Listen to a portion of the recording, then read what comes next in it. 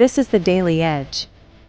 In Rakhine State, the Arakan Army has built 85 huts for villagers from Hoyasari in Buthidaung township, the same community that faced one of the most horrific massacres in Rohingya history. On May 2, 2024, more than 600 Rohingya were killed when the AA burned the village. Locals say the newly built huts were constructed using unpaid labor and materials collected by the survivors themselves. Across the United States, millions of people joined a massive anti-Trump movement known as No Kings. The protests spread through New York, Washington, D.C., Chicago, and Los Angeles, demanding an end to what they call President Trump's authoritarian rule. Organizers said the demonstrations were peaceful, while Trump's allies accused left-wing groups of stirring unrest. In Gaza, deadly attacks continue despite calls for a ceasefire. Local reports say at least 38 people, including 11 from the same family, were killed in overnight airstrikes. Humanitarian agencies are again warning of a worsening crisis.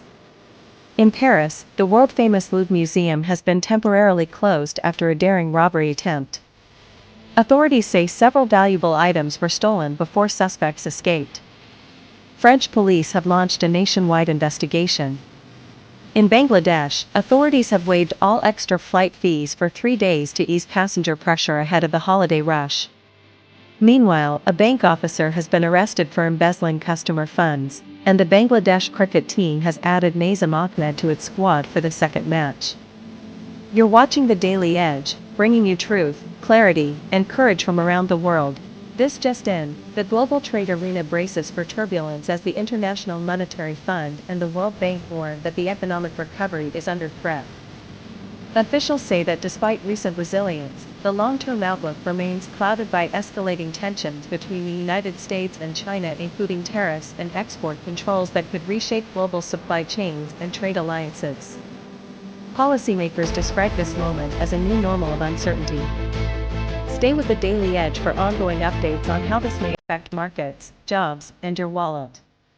Exclusive: U.S. President Donald Trump has publicly accused Colombian President Gustavo Petro of being an illegal drug leader and has announced that the United States will immediately halt large-scale aid and subsidies to Colombia. The move follows long-standing criticisms of Colombia's handling of coca production and narcotics trafficking, and marks the most severe public rebuke by the U.S. toward one of its traditional Latin American partners. Diplomatic relations are now under serious strain, with ripple effects expected across regional trade and security cooperation. This is the Daily Edge, bringing you the story as it unfolds. A massive theft at the world-famous Louvre Museum in Paris has forced the closure of the museum for the day as authorities launch a full-scale investigation. Thieves reportedly targeted high-value jewels inside the Apollo Gallery, using extreme methods to bypass security, including scaling parts of the museum and accessing restricted zones. The heist has shocked the art world and raised questions about security at cultural landmarks. We'll continue to follow the investigation. For now, the Daily Edge brings you breaking coverage.